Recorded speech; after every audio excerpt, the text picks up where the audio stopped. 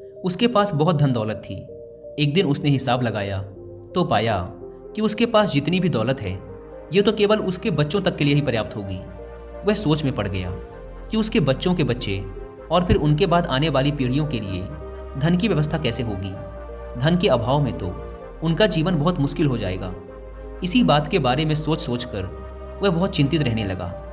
लेकिन उन्हीं दिनों तथागत गौतम बुद्ध मगध राज्य में पधारे हुए थे। तभी उसे किसी ने बताया कि तुम गौतम बुद्ध की शरण में जाओ, वो तुम्हारी चिंताओं का समाधान अवश्य कर देंगे। वह इंसान गौतम बुद्ध के पास जाता है और कहता है, बुद्ध, मैं चाहता हूँ कि मेरे पास इतना धन हो कि मेरे बच्चे, उनके बाद उनके बच्चे और फिर उनके बच्चे, इसी तरह से अगली कई पीढ़ियाँ भी अगर मेरे धन का उपयोग करती रहें तो मेरा धन समाप्त ना हो। गौतम बुद्ध मुस्कुराए और बोले, बिल्कुल ऐसा ही होगा, लेकिन उससे पहले तुम इस नगर के बाहर वाली झोपड़ी में रहने वाले परिवार को एक दिन के खाने की सामग्री देकर आओ। यह सुन वह सेठ बहुत खुश हो गया और तुरंत ही एक दिन के खाने की सामग्री से भरा थैला लेकर नगर की बाहर वाली कुटिया में पहुंच गया। वह जैसे ही कुटिया के अंदर गया तो उसने देखा कि कुटिया के अंदर एक बूढ़ी सास और उसकी जवान बहू है। बूढ़ी औरत बैठकर ध्यान कर रही थी और उसकी बहू रसोई में खाना बना रही थी। सेठ ने बहू की तरफ देखकर खाने की सामग्री का थैला आगे बढ़ाते हुए कहा, मैं इस नगर का एक अमीर सेठ हूँ और तुम्हारे परिवार के लिए एक दिन के खाने का राशन लेकर आया हूँ, इसे रख लो। यह सुन बहू ने मना करते हुए कहा, लेकिन हमारे पास आज के खाने की व्यवस्था है।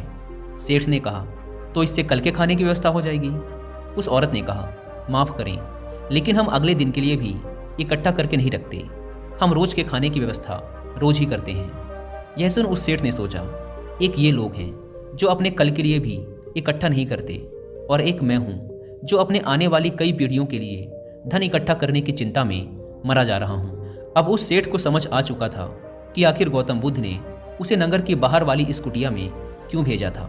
अगले दिन सुबह होते ही वह सेठ फिर गौतम बुद्ध के पास पहुँच गया और बोला, तथागत, आप जो मुझे समझाना चाहते थे अब मैं वह समझ चुका हूँ, लेकिन क्या आप मुझे थोड़ा विस्तार से बताएंगे कि चिंता होती क्या है, यह कैसे पैदा होती है और इसका निवारण क्या है। गौतम बुद्ध ने कहा, कल के लिए की जाने वाली चिंता हमारे कल को बदले या ना बदले, लेकिन वो हमारी आज की खुशी जरूर छीन लेती है। चिंता एक ऐसी मानसिक बीमारी है जो हमारे जीवन से हर तरह की खुशी छीन लेती है और इसे नीरस बना देती है। असल में चिंता का कोई वास्तविक अस्तित्व नहीं होता। चिंता एक ऐसा भाव है, ऐसा विचार है जो आने वाले भविष्य के डर से पैदा होता है। जिन चीज़ों के ऊपर हमारा कोई नियंत्रण नहीं, जिनके लिए हम कुछ भी नहीं कर सकते, उन चीज़ों के बारे में बार बार सोचना ही तो चिंता है। गौतम बुद्ध ने आगे कहा, जरा एक बार गहराई से सोचकर देखो कि जिन चीज़ों में तुम्हारा बिल्कुल भी नियंत्रण नहीं, जिन्हें तुम चाह कर भी नहीं बदल सकते, अगर उन चीज़ों के बारे में तुम पूरा दिन ना भी सोचो तो क्या बिगड़ जाएगा। यह सुन उस इंसान ने कहा, बुद्ध, तो क्या आपके कहने का अर्थ ये है कि हम किसी भी चीज़ या घटना के बारे में सोचना ही छोड़ दें? बुद्ध ने कहा, जीवन में जो भी समस्या आई है या फिर आने वाली है उसके बारे में विचार करके उसका समाधान निकालना, ये तो हमारे बुद्धि का धर्म है।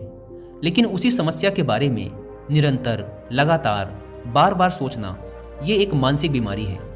जब हमारा दिमाग किसी एक घटना, किसी एक विचार में अटक कर रह जाता है, उसी एक चीज़ या घटना के बारे में पूरे दिन सोचता रहता है, बस उसी चीज़ में ठहर कर रह जाता है, तो ऐसा विचार हमारे जीवन से सारी खुशी, सारा चैन, सारा आनंद छीन लेता है।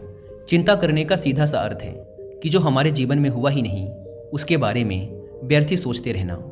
बुद्ध ने सेठ की तरफ इशारा करते हुए कहा, आखिर सोच सोच कर तुम क्या बदल लोगे, लेकिन हाँ, अगर तुम उसके लिए कुछ कर रहे हो तो ज़रूर कुछ बदलाव ला सकते हो। लेकिन अगर उस चीज़ या घटना के बारे में तुम बार बार सोचना छोड़ दोगे तो कुछ भी नहीं बिगड़ने वाला।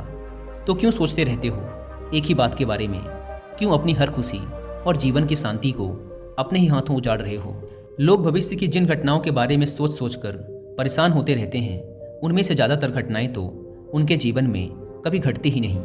चिंता करने से तुम्हारी आने वाली समस्याओं का समाधान नहीं होने वाला, लेकिन तुम्हारा आज का सुख चैन जरूर चला जाएगा।